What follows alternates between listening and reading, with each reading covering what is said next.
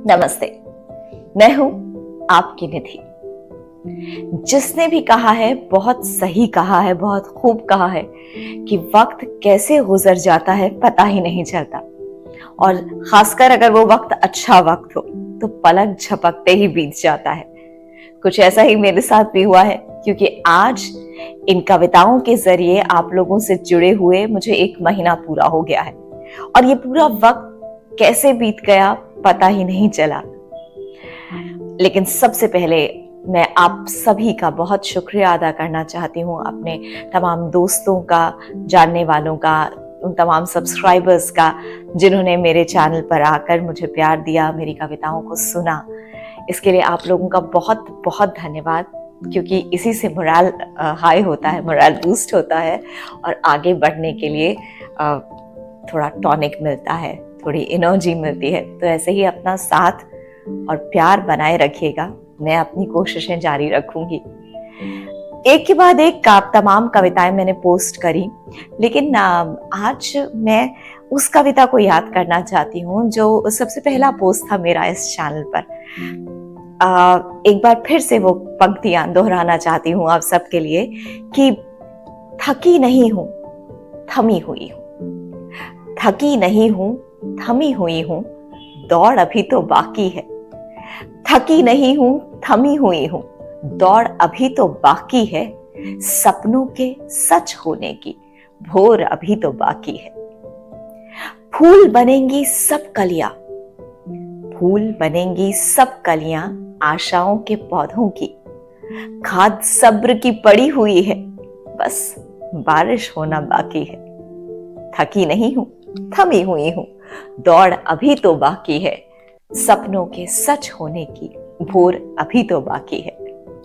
और ये कविता, इसके पीछे की आपको कहानी बताती हूँ कि ये कविता मैंने लिखी थी खुद अपने आप को इंस्पायर करने के लिए। जैसा शायद आप में से कुछ लोग जानते हो कि मैं जर्नलिस्ट थी। 20 सालों तक देश के नामी गिरामी चैनल्स के साथ जुड़े रहने का मौका मिला था। लेकिन एक पॉइंट आया जब ऐसा लगा कि नहीं, अब जीवन में कुछ और करना चाहती हूँ, आगे बढ़ना चाहती हूँ, कुछ नया सीखना चाहती हूँ, नई चुनौतियों का सामना करना चाहती हूँ।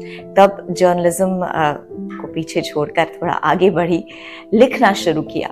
लेकिन वो जो एक दौर आ गया था ना, जब कुछ हो नहीं रहा था, ये चैनल शुरू नहीं किया था और लिखने का सफर भी जारी था, उस वक्त कई बार जरा एनर्जी डाउन हो जाती थी, मन उदास हो जाता था कि अरे क्या गलत फैसला ले लिया, क्या आगे क्या होगा, कैसे होगा।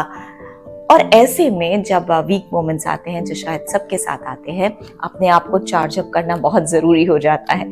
तो खुद को ही ये समझाते हुए कविता लिखी थी कि थकी नहीं हूँ, थमी हुई हूँ, अभी तो बहुत कुछ जीवन में करना है। तो ये मैंने अपने लिए खुद इंस्पिरेशन चुना था। अपनी कविताओं के सफर के बारे में ये भी कहना चाहती हूँ कि कुछ हमेशा ये कोशिश होती है कि जो भी मन के भाव हैं उनको सीधे सादे शब्दों में आप लोगों के सामने रखूं, जो सब समझ सकें। अब जिस तरह हम आम बोलचाल में शब्द यूज करते हैं, उसी तरह से मैं कोशिश करती हूँ अपनी भावनाओं को व्यक्त करने की।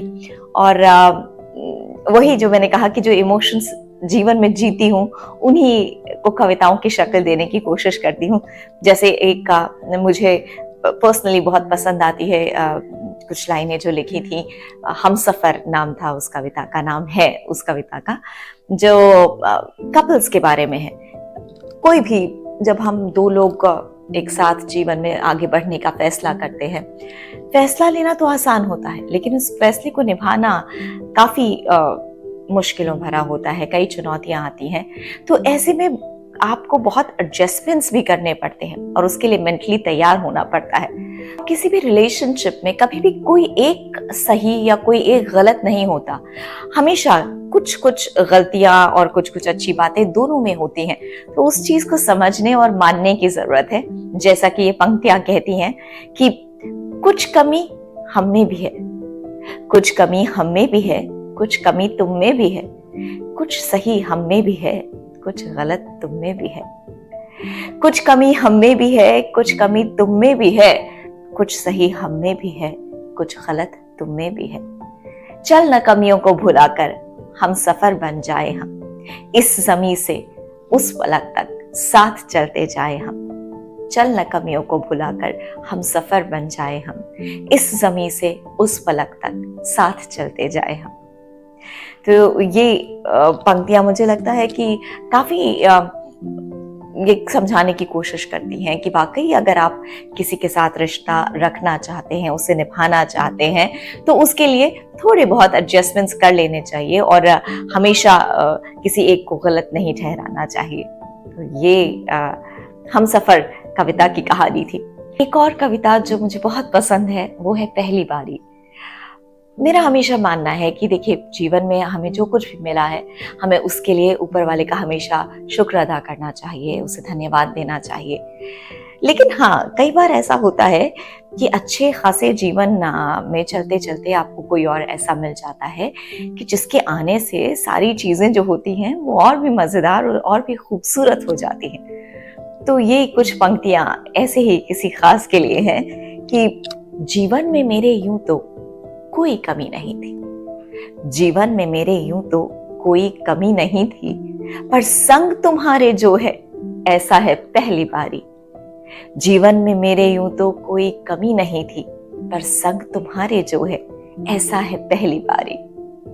पहले भी थी ये बारिश, ये रंगों की गुजारिश, पहले भी थी ये बारिश, ये रंगों की गुजारिश, पर भीगी मैं ना यूं थी, ऐसा है पहली बारी, ऐसा है पहली बारी।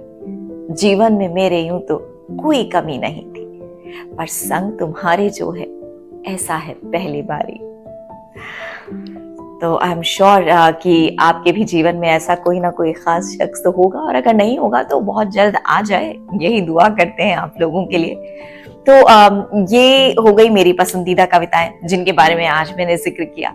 अब आप लोगों से ये गुजारिश करती हूँ कि अगर आप लोग थोड़ा वक्त निकाल सकें तो जरूर से मुझे कमेंट करके बताइएगा कि मेरे चैनल पर जो कविताएं मैंने अब तक आपको सुनाई हैं उनमें से आपको कौन सी कविता सबसे अच्छी लगती है। अगर आप लोग कमेंट करके बताएंगे तो मेरा हौसला बढ़ेगा, अच्छा लगेगा, आगे बढ़ने के लिए और इंस्पिरेशन मिलेगा। अपना साथ यूं ही बनाए रखिएगा, अपना प्यार यूं ही दिखाते रहिएगा। मैं अकेली ही चली थी अपनी मंजिल की तरफ, लेकिन आप लोग आ गए हैं, कारवां धीरे धीरे बढ़ रहा है आगे की तरफ, ऐसे ही बढ़ता रहे, यही दुआ करती हूँ।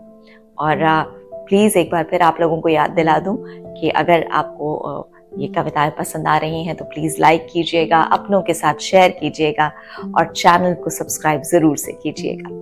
हम जल्दी मिलेंगे, तब तक आप रखिएगा अपना ख्याल। नमस्ते।